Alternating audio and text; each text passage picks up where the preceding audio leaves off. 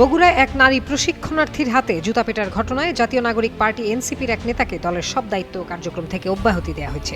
একই সঙ্গে তাকে কারণ দর্শানোর নোটিশও দেওয়া হয়েছে। অব্যাহতিপ্রাপ্ত নেতার নাম আলী আজম সাব্বির। তিনি এনসিপির শিবগঞ্জ উপজেলা সমন্বয় টিমের সমন্বয়কারী সদস্য হিসেবে দায়িত্ব পালন করছিলেন। শুক্রবার রাতে এনসিপি বগুড়া জেলা শাখার সাংগঠনিক সম্পাদক শওকত ইমরানের স্বাক্ষরিত এক চিঠিতে তাকে দলের সব পদ ও দায়িত্ব থেকে অব্যাহতির বিষয়টি জানানো হয়। সম্প্রতি সামাজিক যোগাযোগ মাধ্যমে ছড়িয়ে পড়া একটি ভিডিওতে দেখা যায় এক নারী আলী আজম সাব্বিরকে জুতা দিয়ে পেটাচ্ছেন। ভিডিওটি ভাইরাল হলে এলাকায় ব্যাপক আলোচনা সমালোচনার জন্ম নেয়। স্থানীয়রা জানায়, আলী আজম সাব্বির বগুড়া কারিগরি প্রশিক্ষণ কেন্দ্র টিটিসির ড্রাইভিং প্রশিক্ষণ কোর্সের একজন প্রশিক্ষণার্থী। তার বিরুদ্ধে কয়েকজন নারী প্রশিক্ষণার্থীর সঙ্গে অশালীন আচরণ ও মোবাইল ফোনে আপত্তিকর বার্তা পাঠানো এবং অশ্লীল ভাষায় কথা বলার অভিযোগ ওঠে। অভিযোগের পরিপ্রেক্ষিতে গত 24 মে দুপুরে কয়েকজন নারী প্রশিক্ষণার্থী তাকে টিটিসির একটি কক্ষে আটকে রাখেন। পরে এক নারী প্রশিক্ষণার্থী তাকে জুতা দিয়ে মারেন। এ সময় তিনি নিজের আচরণের জন্য ক্ষমা প্রার্থনা করেন বলে জানা গেছে।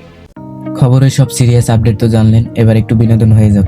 ঘুরে আসুন আমাদের চর বিজয় গ্রুপ চ্যানেল থেকে। এই ভিডিও ডেসক্রিপশন বক্সে আমাদের চ্যানেলের লিংক আছে, এক ক্লিকে গিয়ে দেখে আসুন।